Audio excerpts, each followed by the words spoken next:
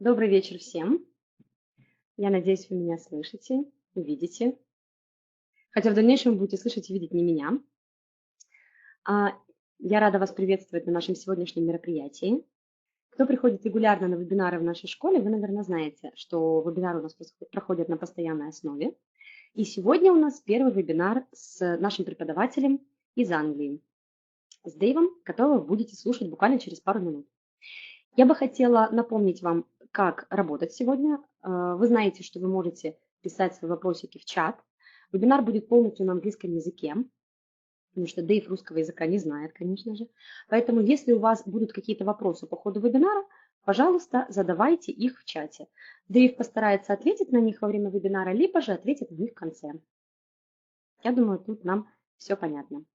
Дэйв работает у нас с 2014 года и уже обучил и продолжает обучать достаточно большое количество русскоязычных студентов. Поэтому я думаю, что не только за это 4-летнее сотрудничество с нами и за весь опыт своего преподавания он накопил уже знания о том, какие ошибки мы все-таки допускаем, когда говорим на английском. И он с радостью сегодня поделится с вами этой информацией. Поэтому, пожалуйста, присоединяйтесь. Желаю всем хорошего вечера и приглашу Дэйва подключиться к нашей трансляции. So, Dave, please could you join us? You're welcome. Okay, good evening, everyone. I think you can hear me. Of course, you can see me. I can't see you. So thank you so much for coming to tonight's webinar. I'll just introduce myself. So I was born in a city called Leeds in England, and I have lived in the UK all my life. And I've actually been interested in my own language since I was very, very young. I was always interested in English at school. And when I left school, I went on to college to study English language and English literature. And in 2008, I trained as a teacher. I got an advanced TEFL certificate. And in 2009, I moved to China. And I began teaching in different schools and universities. And then in early 2014, I started working for Ingлекс. And since then, I have taught hundreds of Russian speakers, and I've helped them to improve their English. And in those 4 years, I have learned a lot about learning English as a Russian speaker, and also how Russian education has influenced the way my students learn and the way my students speak. So this evening, I'm going to be sharing some of my conclusions based on the many students that I've taught in the last 4 years. So hopefully it's going to achieve a lot. So we're going to look at the most common mistakes that Russian speakers make and how you can stop making them, how you can overcome them. We're going to look at the major mistakes made by almost every Russian speaker learning English. And those mistakes are interestingly passed on from teacher to student. The same mistakes are learned in schools, and those mistakes are taught to the next generation of teachers. So it's almost like a separate language has evolved, and that's something that I call Russian English. So it's like a different language. So yeah, I'm going to give you some ideas on just the main mistakes. Now, there's two kinds of mistakes, really. There are the little mistakes where it doesn't really matter. People can still understand you, but it's still a mistake. And then there's some big ones where what you mean to say is understood very differently from the person you're speaking to. Okay, so we will begin. Let's have a look at some of the things we're going to be looking at this evening. So by the way, this is my first webinar, so I will apologize in advance if there are any technical problems. It's my first time. Okay, so we're going to be looking at some grammar mistakes, some vocabulary, and sometimes just using the wrong word. Okay, and I mentioned earlier that the mistakes are passed on from teacher to student, and it seems the same mistakes are made by pre-intermediate or elementary students, and even very advanced speakers, and many teachers, to be honest, because I do speaking clubs every day where people can join me and talk about different topics, and I speak to many teachers, Russian English teachers, and they often use the same mistakes that their students make. So that's why they keep happening. So first of all, I'm going to show you a video. It's a comedy video. It's meant to be funny, but it shows us what it's like when you teach mistakes, because I have found with my students, sometimes if I tell them something, they'll say, "No, Dave, you're wrong." And I'm wrong. Okay. Because my teacher, the Russian English teacher at school, told me it's that. So you're wrong, Dave. So that's one of the issues. It's happening in schools. So that's why it's very hard for you. So I'm going to just show you a video because it makes me think about why it's so hard for students and for teachers as well. Okay, so hopefully this video is going to work now. I hope.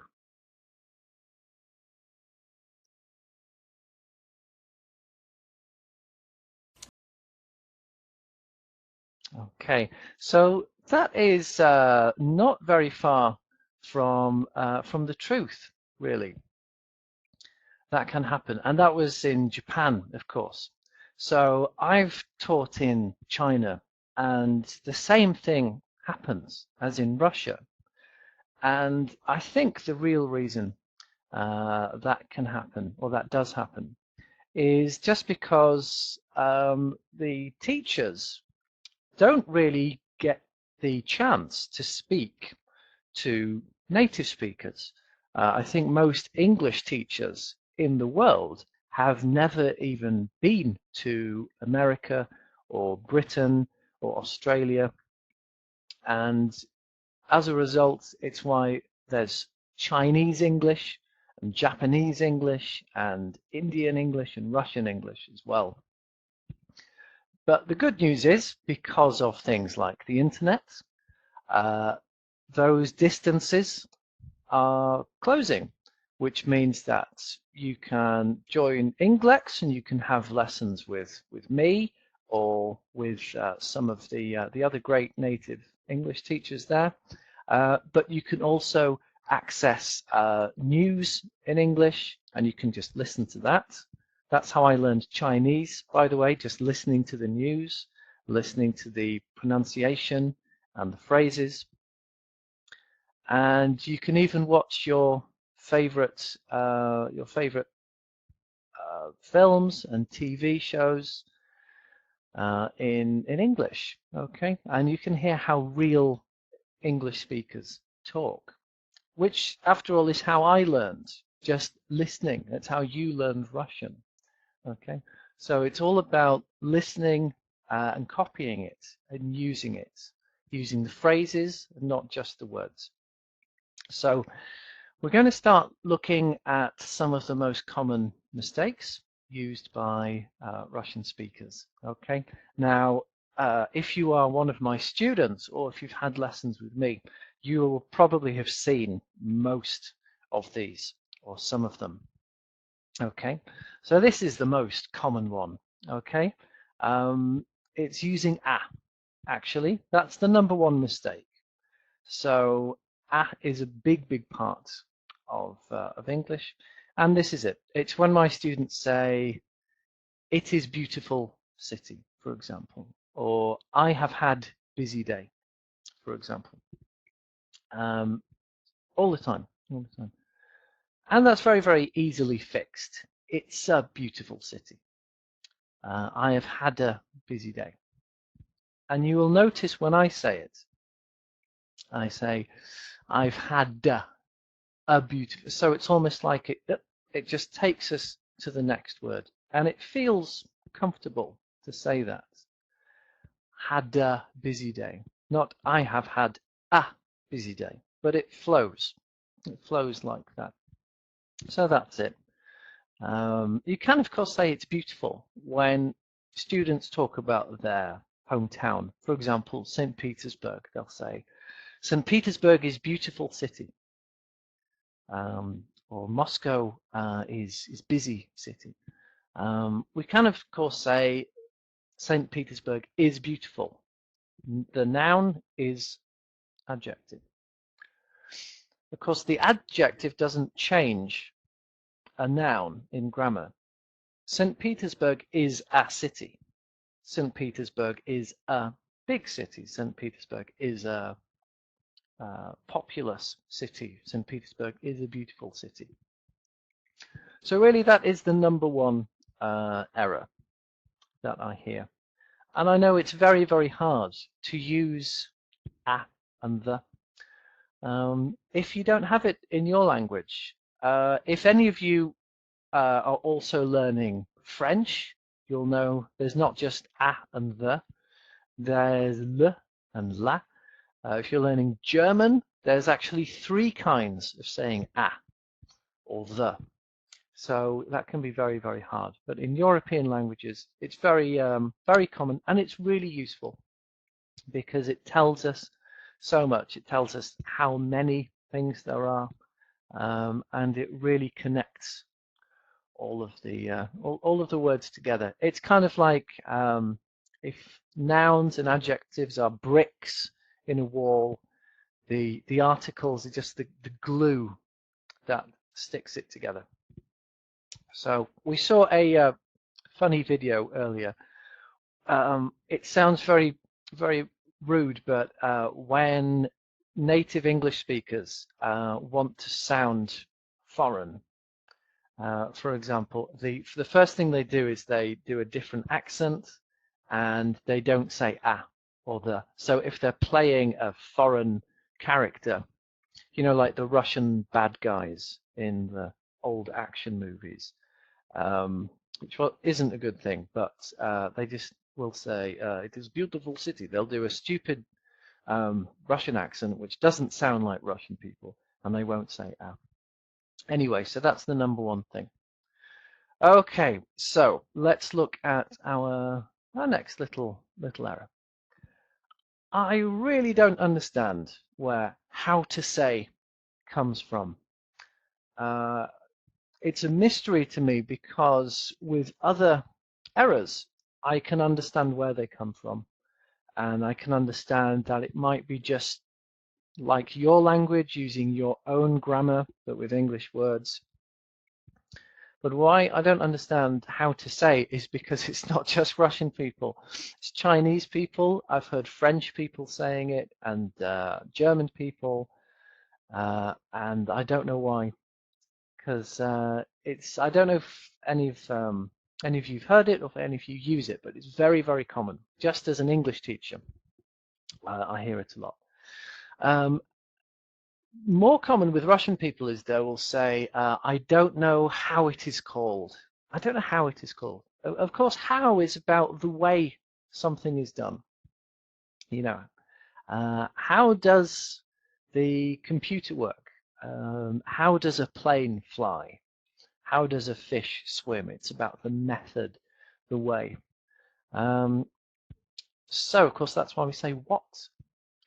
And the way I remind my students is to think about your first English lesson. One of the first questions you learn is, what is your name? What is your name? Not how is your name.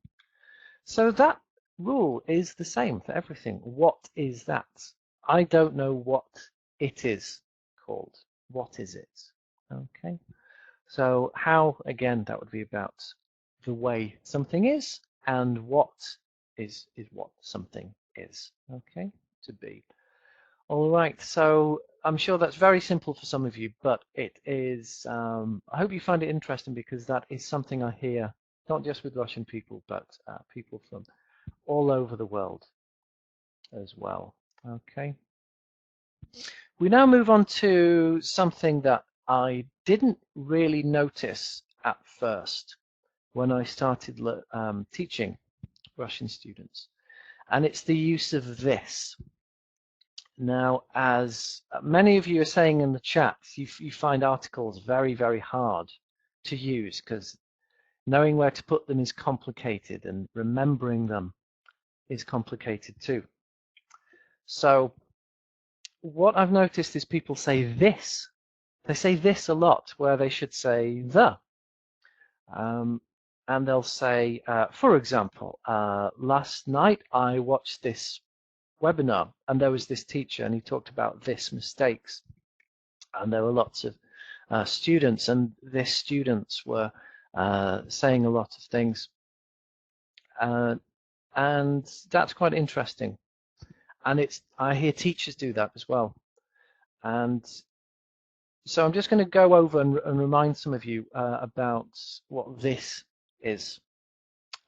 So this, of course, is something that is here and now, this week, this evening, this webinar.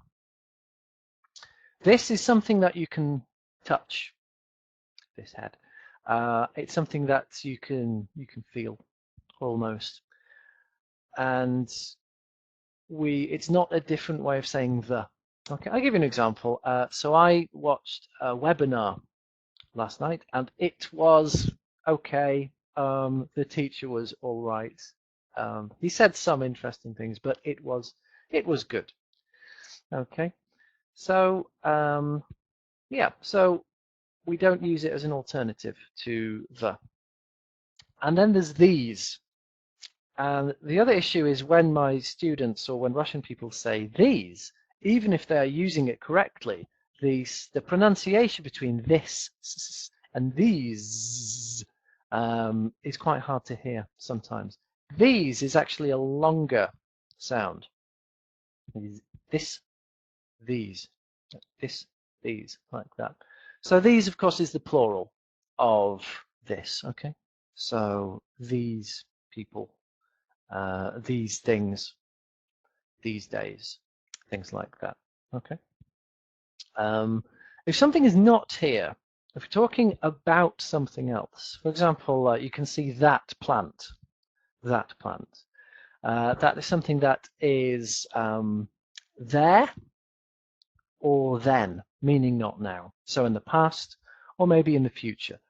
For example, that was a really, really good party, or that will be interesting. Okay. And then there's those, which is hard for some people to pronounce, but you've just got an O, though, making an O shape with your mouth, though, and then those, and that's a long sound as well, those. And that is the plural of that, okay? Now, I have to tell you something very important, which applies to a lot of these mistakes that we're talking about. And that is, with English, there are rules, and we often hear native English speakers break those rules. You may hear native speakers use this when they're talking about something that is not here or not now. And there are times when that is possible. What I'm giving you is what I give all my students, and that is English that you can use all the time and you will always be correct. So with English and my rules are correct in every situation. Okay, if you use it like that, you will always be right. You may hear exceptions. You may hear People on the news use certain phrases that I might say are wrong.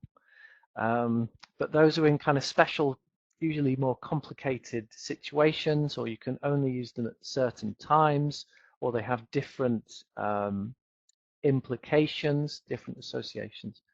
But if you use what I'm giving you the way I've told you, you will never be wrong. Okay?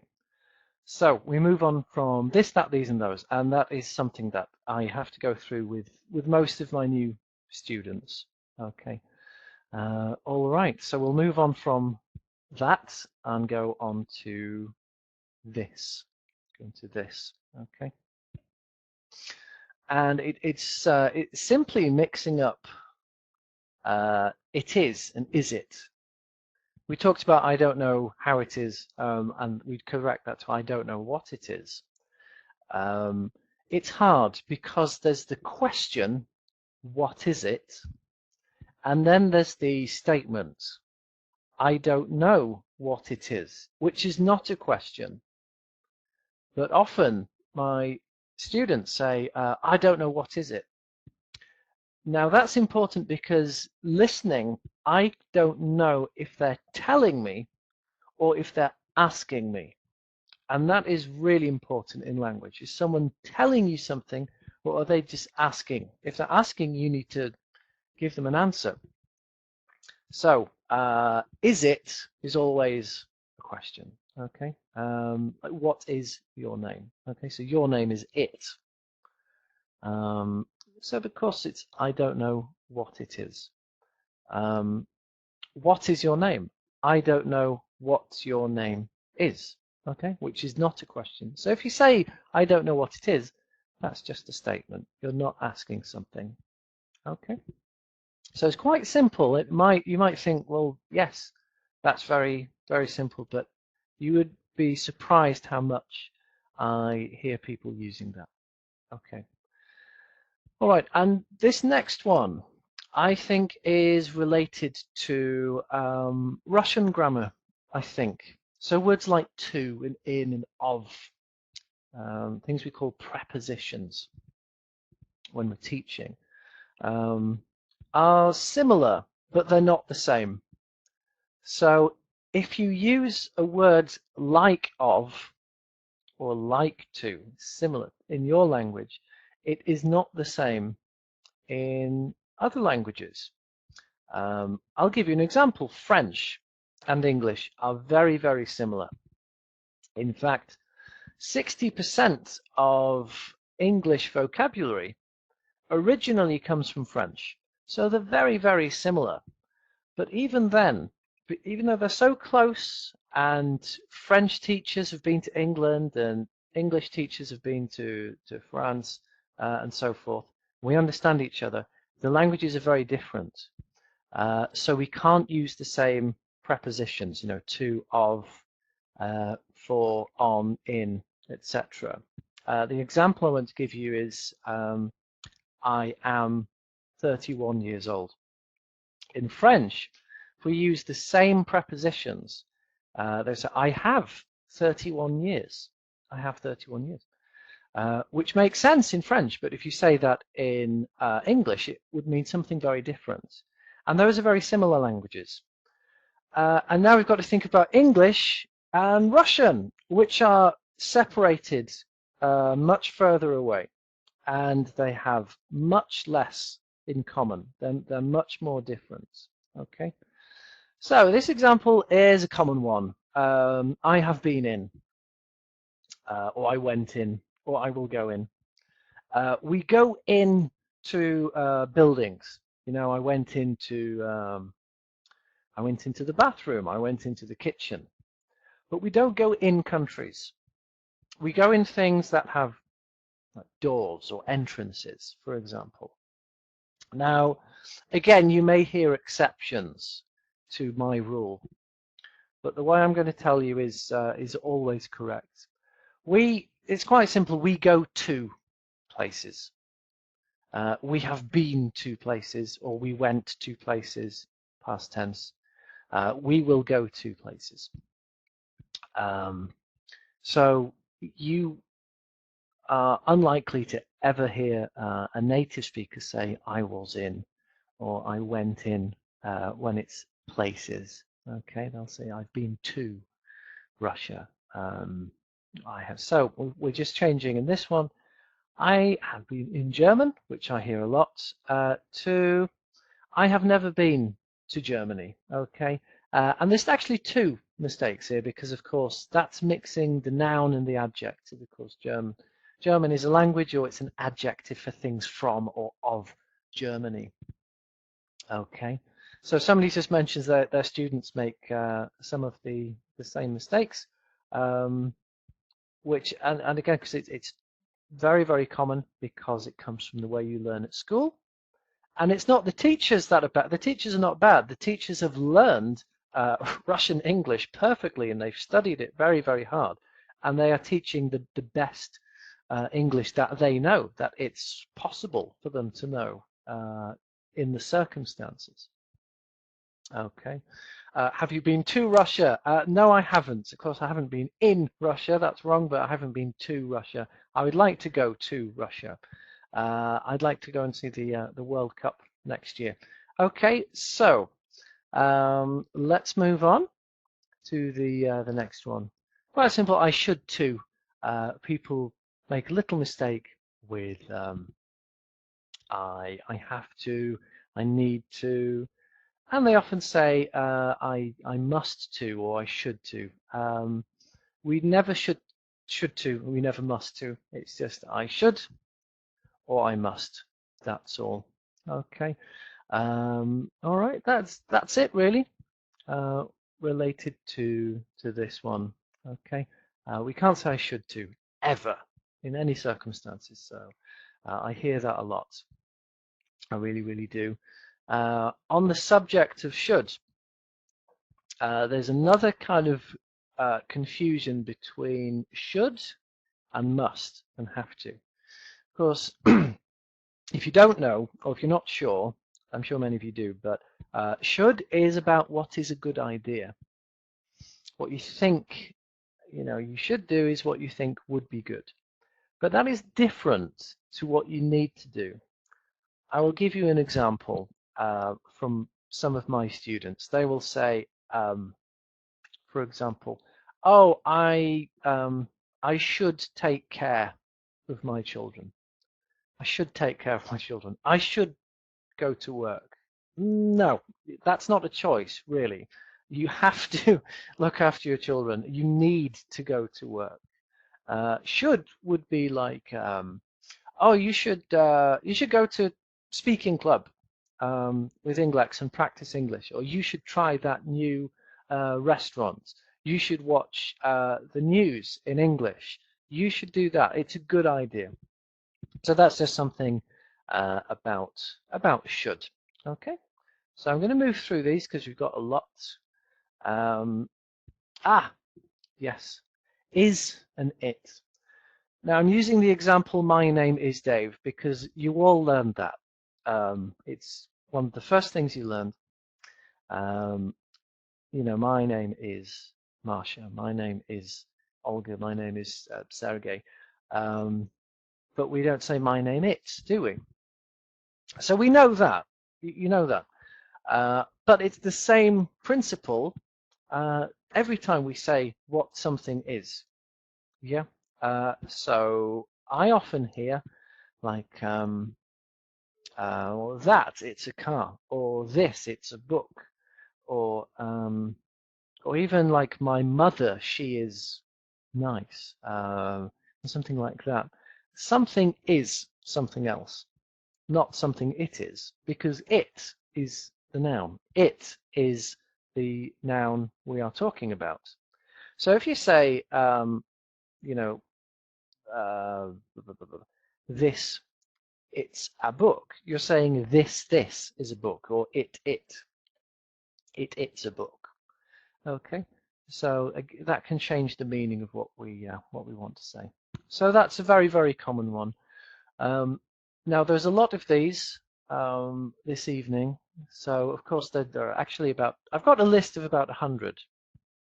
common Russian mistakes. So I'm sure you won't remember all of these, but if you have a way of recording these, it's something you can look at later. Okay.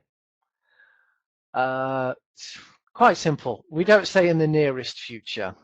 In the near future, the nearest, well, nearest is something called a superlative. Okay. Nearer is a comparative. Okay, it's like big, bigger, biggest. If you say the biggest, that means there are other big things. You have the biggest, okay? So the tallest. The tallest building. If it's the tallest building, that means there are other buildings. Because how could it be the tallest if you cannot compare it to other buildings? The nearest future means there's lots of futures. Lots of it, but there's only one future, okay? Which is coming. You know, that could be it could be next year, or in 10 minutes, or in a trillion years. It doesn't matter. The near future, because the future is near. Okay, so in the near future, in the distant future, someone has mentioned in the distant future, and that is the opposite of the near future. Okay, we say not too long in the distant future. So the near future means soon, and a simple way of saying it is soon. Okay, I always try and give my students a simple way of saying something because it's more economical, and when native speakers talk, just like when everyone talks, they use simple phrases to say what they mean quickly. So you can say in the near future or soon, which I never hear my students say. They very, very seldom say soon. It's always in the near future or in the nearest future, of course. It's in the near future. Okay. I hope that that makes sense. Yes, sometime in the future is fine. So it's not we just can't. Yeah, just to answer a question. Yes, so it's not just the nearest because there aren't many futures. Okay, just to answer your question, Elaine. So it's just near, the near future. It's the only thing we can say. Okay. There is and there are phrases that kind of open a sentence. It tells people you're about to tell them something. For example, I'd say there are a lot of people in the webinar, which is great. There are a lot of people writing things in chat, which is great. It's just part of the way we speak. You might not think it's a good idea. You might not agree with it, but that's how we speak. We say there are and there is. There is a problem. I'm doing a webinar and there are lots of people talking to me. If I was using Russian English, I might say, I'm doing a webinar and a lot of people. So the there are and there is missing.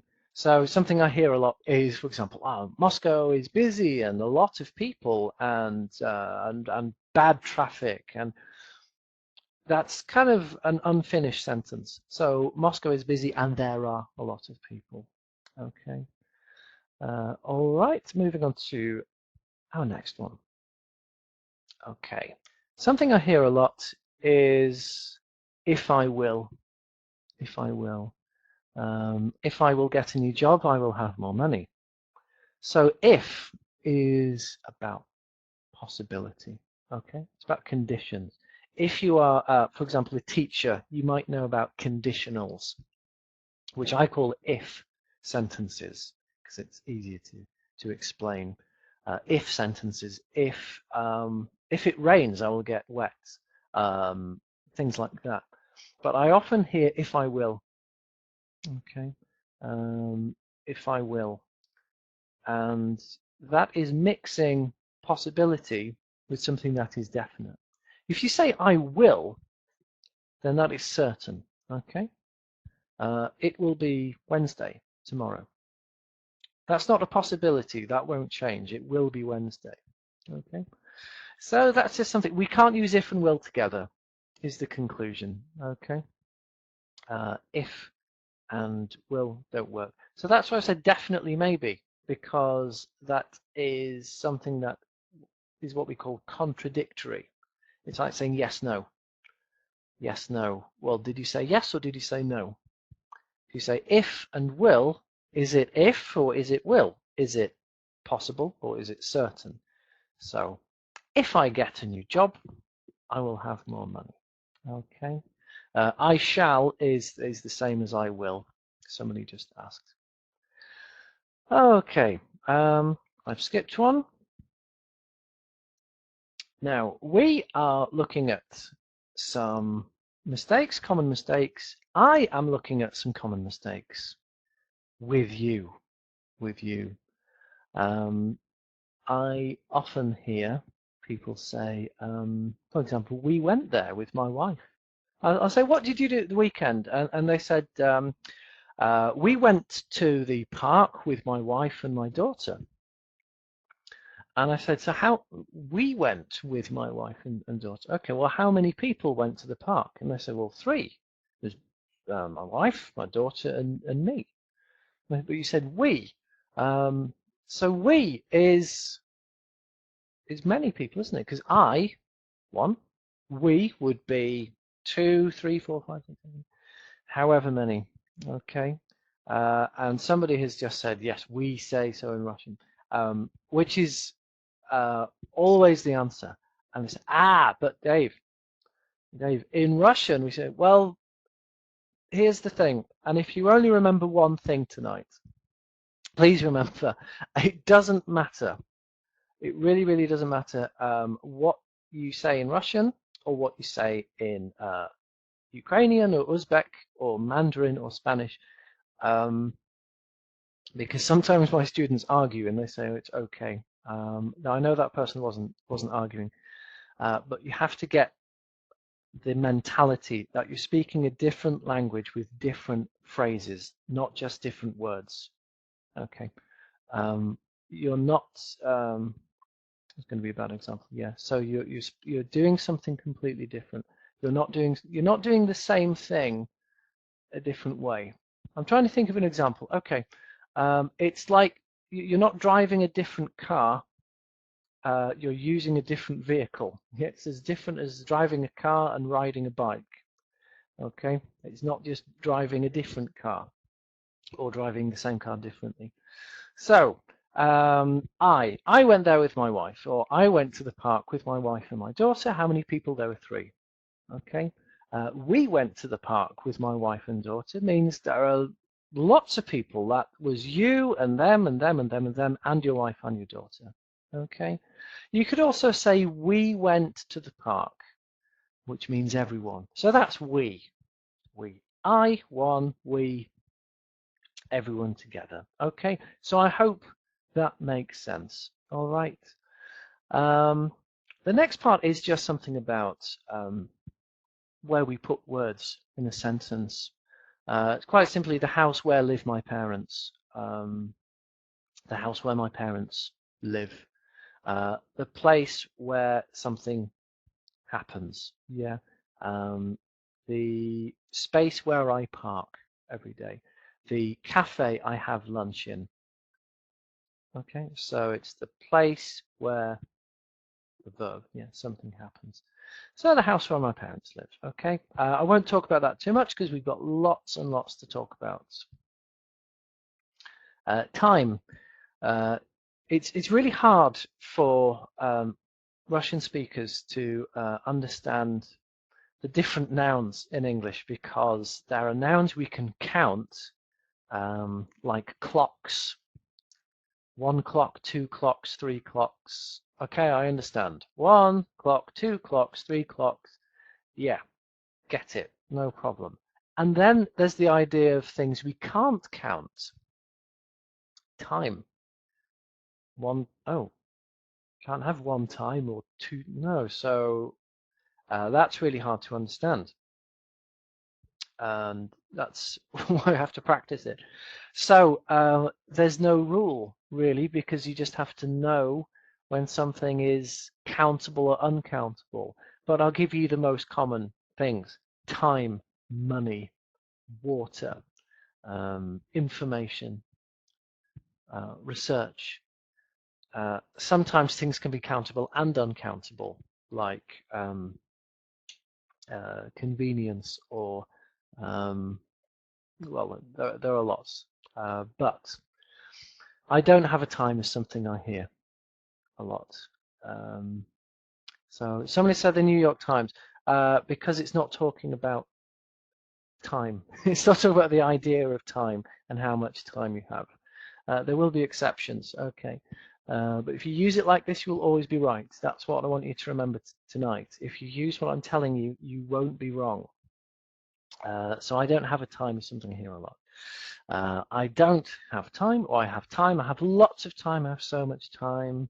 Of course, there are exceptions. If you make an appointment, or if you book a lesson with me or another teacher, I might say, oh, I've got a time, meaning a time slot. I mean a slot. A time is a time slot.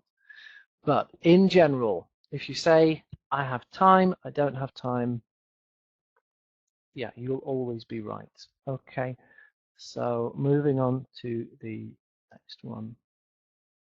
And it's just about possessives. It's something that is quite complicated, and if you don't learn it the right way when you're young or when you start lessons, it's hard to learn it differently. If you're an adult, or if you're an English teacher and you've been teaching English for 10 years, it feels really awful if somebody tells you, no, you're doing it the wrong way, and you have to start again. It's like somebody telling you, you're walking the wrong way. You have to walk differently. It's very, very hard to relearn something. So I understand that, and I'm not trying to tell anyone, any teachers or any students, you know, you're wrong, or I don't want you to feel stupid. Of course, that's the last thing. Because if you speak a different language, or 2 or 3 languages, you're not stupid. So possessives is something that I believe are not learned the right way at school. Someone's asked about in time and on time. That is something a bit different, which I can talk about later if I have time. So with possessives, it's about saying what belongs to people. Possessives are something that are hard to learn, as I said, and if you're teaching someone, teach them soon. My name is. My name is Dave. It's not the name of me. This is my computer. It's not the computer of me. Now that sounds, yeah, of course it's, you know, your computer is my computer. But the same rule applies to other people. For example, my students say, oh, today it's the birthday of my mother. It wouldn't be the birthday of you, it would be your birthday. So how do we say it's somebody else's? Well, of course we say it's my mother's birthday. It's my wife's car. My friend's mother's car. We can add lots and lots of people. My sister's husband's name. Yeah, my sister's husband's dog's name. My sister's husband's friend's dog's name. You can have as many as possible. Okay, so that's just something about possessive. Okay, someone's asked me to speak faster. I'm speaking at a controlled speed because there are people with different levels. Okay, good. Somebody said, Dave, it's my name. No, my name is, your name is, etc., etc. Okay, here's another quick one. I spent there 3 days. If you put places at the end, you'll almost always be right. Okay, I spent 3 days there. Okay, I went to Paris, went to, not went in. I went to Paris for 3 days, not I went for 3 days in Paris. Okay, so I've given the example 7 years in Tibet, which is a good film. Try watching in English, but it's not in Tibet 7 years. Okay, so that's why I'm giving you that, just to help you remember. All right, and this one's a bit complicated. Okay, I know what I know. You know what you know. If you want to know more things, then you need to learn. Okay, or you need to find out something. But knowing is not getting more. Okay, it's what you have. It's like I have and I want to get. I know and I want to learn more. I want to learn a language. Now I'm talking about this point because I always hear people say, I want to know a new language, or I want to know more, but I want to yeah, it's mainly I want to know a new language, or I'm going to look on Google to know it. But you know what you know. It's what you have. Okay. Point 2. I want to learn a new language. Absolutely perfect. All of these are perfect sentences on this slide. Sorry, on this point. Number 1 is correct. Number 2, I'll pass a test. They're all mistakes. I'll pass a test is something I hear a lot. You can take a test or do a test. Yes, so Lydia is correct. You can say I'll take a test. Natalia, yeah, is also correct. It's do a test, take a test. I will pass means there's something wrong. It's like saying I will win. Okay, you hope you pass. Pass, fail. So I don't know if the word's similar in Russian. I think pass and do, but we can't say I will pass unless you're 100% sure you're going to pass. Okay, meet with. Exams and tests are the same in terms of grammar. Do exams, take exams. Yes, meeting with. Okay, if you watch the news in English, which is something I'd recommend, as I've said, you may hear people say, Theresa May met with Vladimir Putin. Okay, that is an exception. That's like a kind of official diplomatic thing when you meet with someone. But if you meet someone, remember we say nice to meet you. Nice to meet you. We usually not always, but we usually say meet when it's the first time. Okay.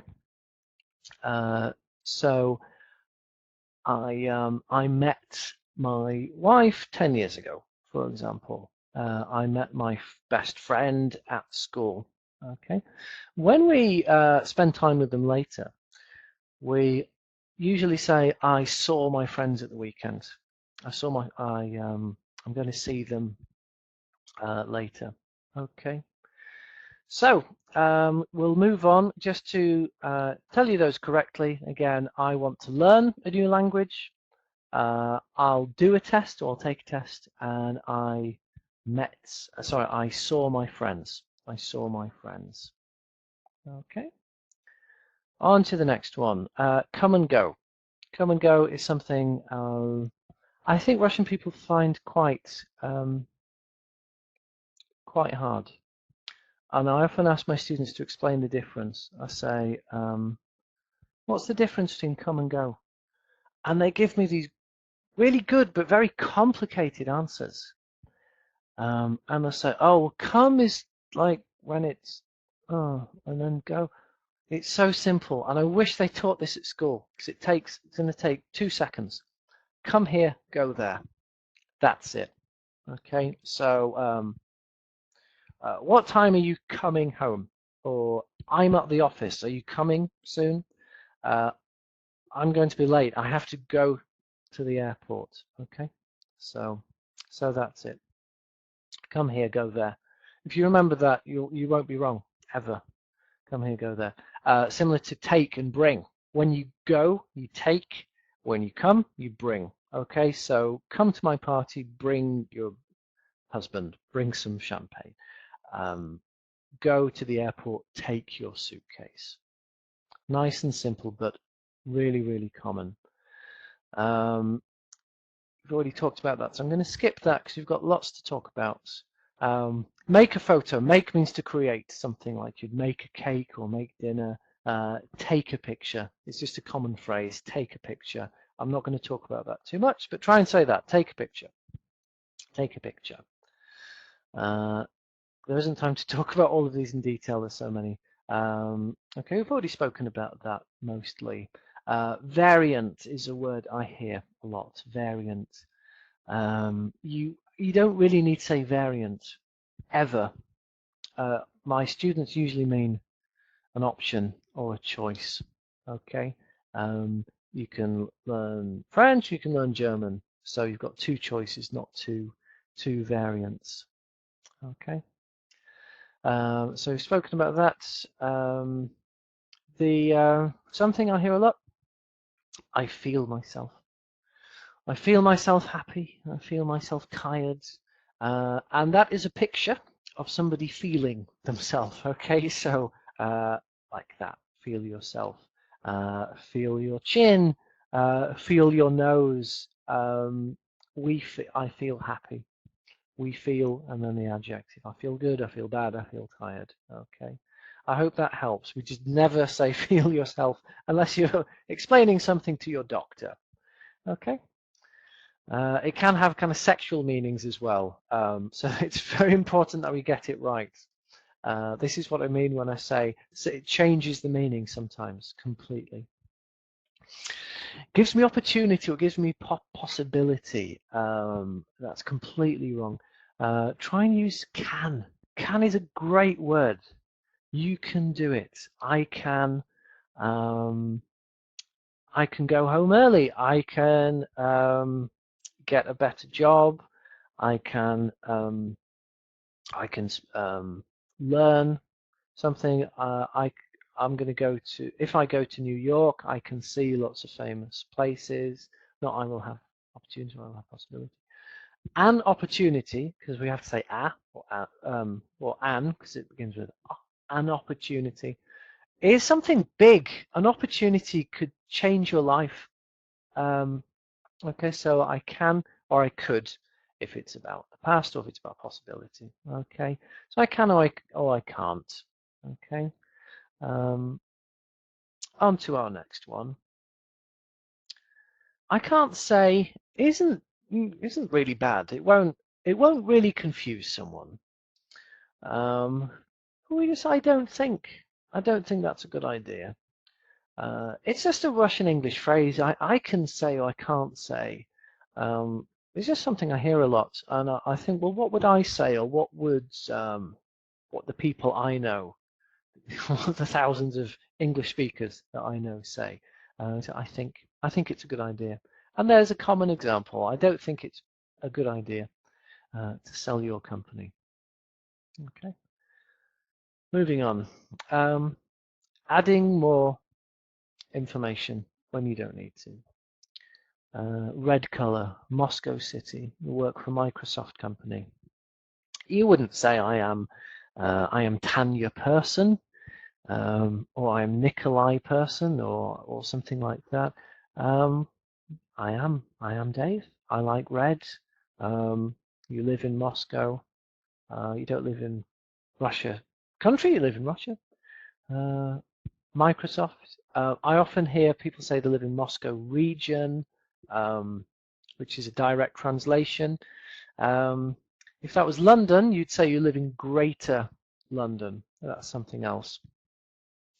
Yeah, so you don't need to say red color, or you don't need to add more information. Okay. So moving on, participate. It's quite a formal word when people say I'm going to participate. Normally we take part. My students say one of two things.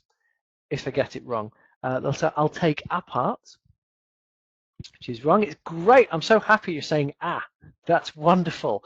But unfortunately we don't use it because take part is what's called a phrasal verb.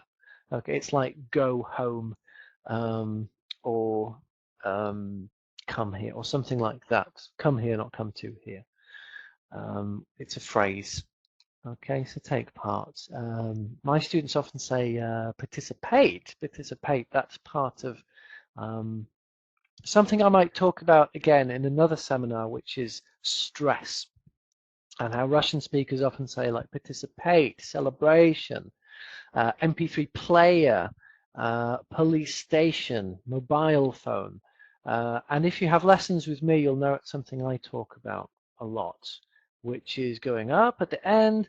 But if you listen to me and other native English speakers, you'll know that I'm always going down with my stress, speaking English, participate. So where you can, try not to go up at the end, but be coming down in your tone at the end of the sentence, unless it's a question, because we go up for questions. Okay, so I hope some of that made sense.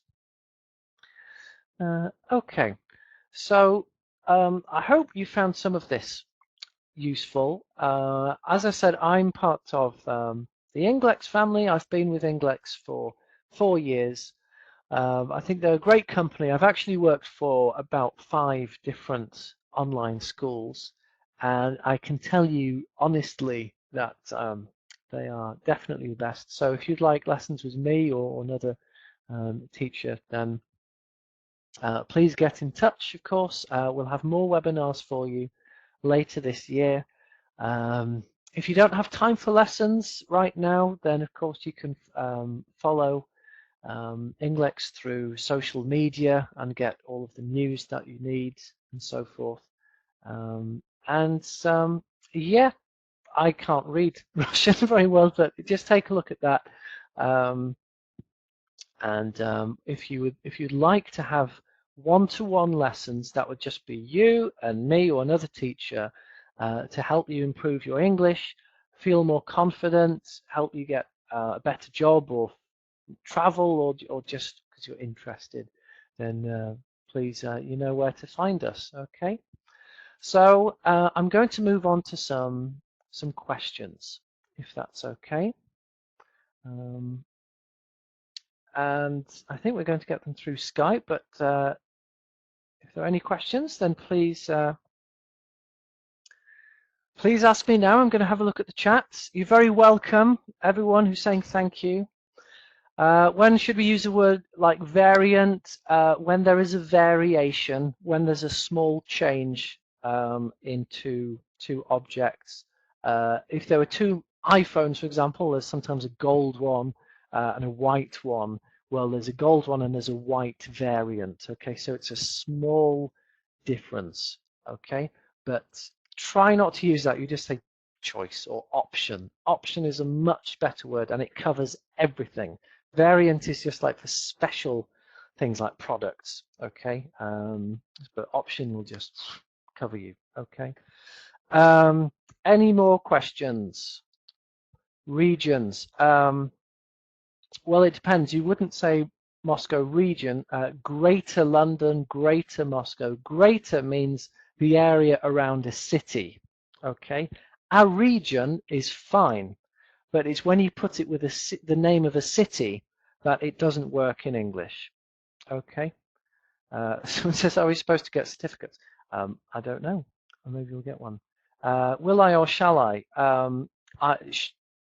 I shall is a bit more formal, I suppose, but it doesn't really matter too much. Okay. You're very welcome, Anastasia. Julia asks, when is it okay to use will after? Well, I will is just I will. It's certain. Where do you reside? I live in the north of England. On time or in time?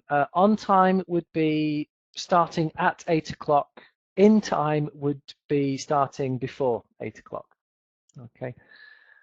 In detail, always in detail. In detail is a way to describe something.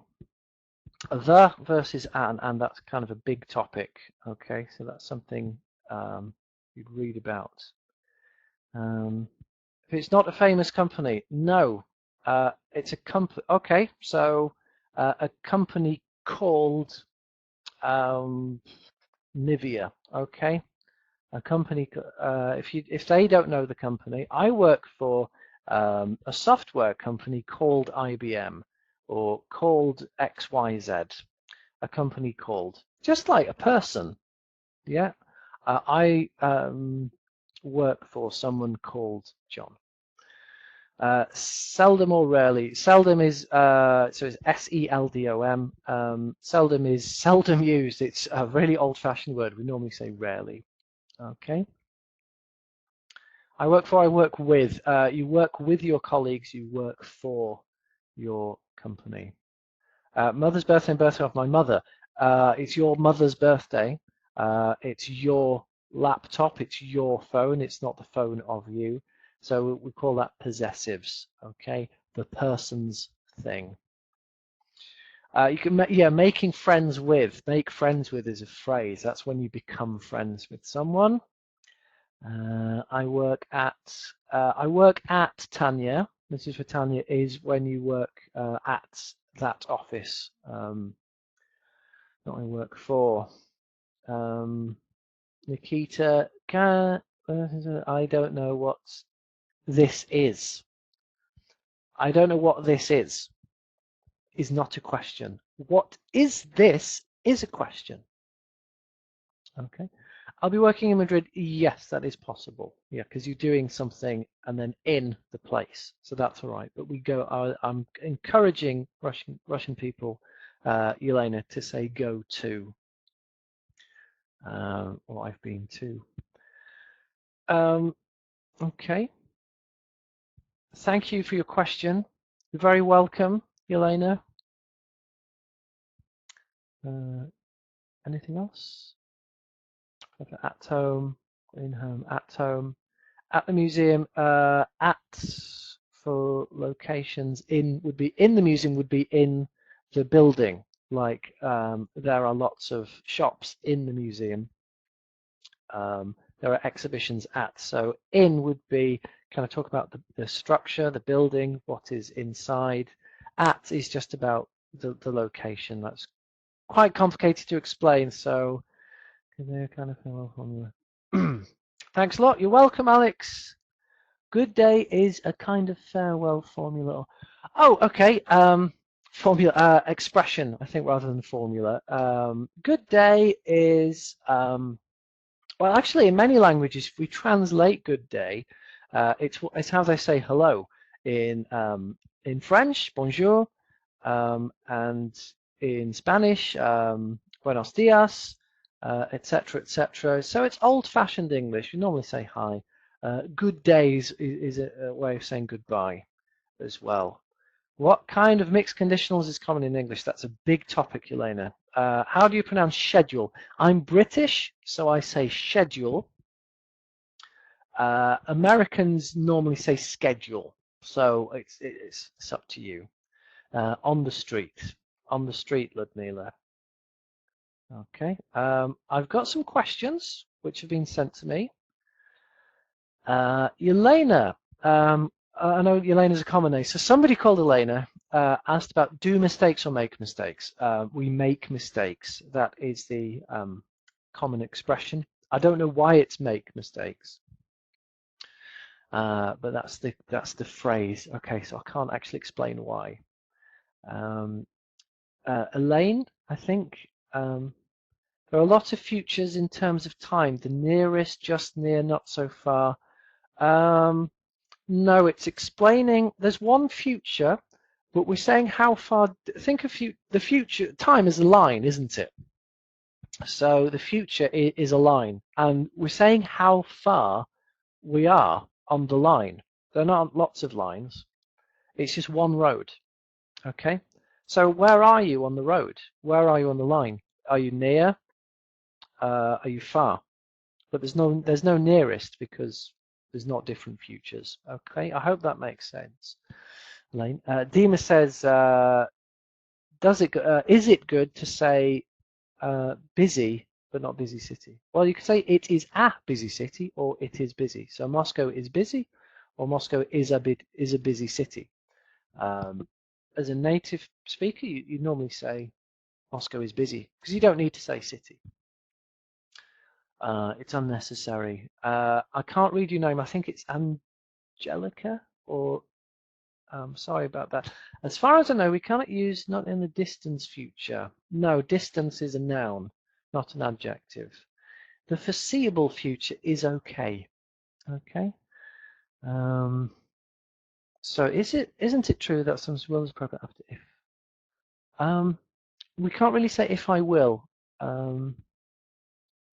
There may be exceptions, I can't think of any, but if you say if I do, if I go, if I have time, I'll do it. Into handles of a bag.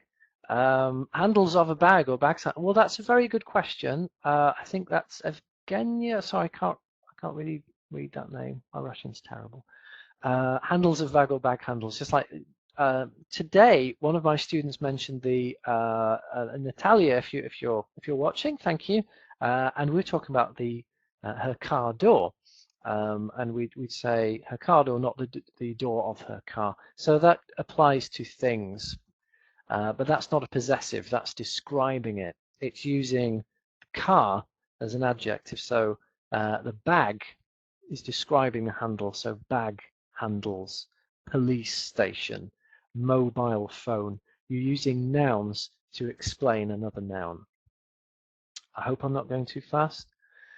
Can we say today's lesson? Yes, of course. Thank you, Arat. Irina, study or learn a language. Well, when you learn something, you learn it. If you imagine like learning to drive is the difference between not driving and having the driving license. That's learning to drive. So this is English. If you learn it, it's like I've learned it. It's all there. But when we study, that is a process. Okay, that's when you're studying and you're learning more. When you have learned something, it's gone. Okay. Is it correct to say? So this is Lilia. Is it correct to say study language, not learning? Well, similar thing. You are studying a language. You are learning. I want to learn means I want to get all of it. Okay. That's all, I think. So thank you so much. Like I said, it was my first seminar. One of the most unbearable Russian speakers' mistakes in terms of pronunciation. Tatiana, thank you. I don't know about unbearable, because I need Russian people to make mistakes, or I don't have a job, and I love my job. But what things do I get frustrated with, I suppose, if they don't learn? In terms of pronunciation, it might be, I think it might just be the stress going up. Appreciated, pronunciation, celebrated. I think it's going up, but that's taking a natural Russian pronunciation into English. The other one with pronunciation is clothes. I've heard a lot of teachers say clothers, clothes, one syllable. Okay, so I hope that was useful. It was for everyone, so there's 200 or 500 people, I think, and try to make some things you'll know, some things will be easy, some things might be too complicated, or I'm speaking too slow or too quickly, but I hope some of that was useful, and I hope that I'll be able to see you again. So thank you very, very much, and good night, everyone. Bye-bye.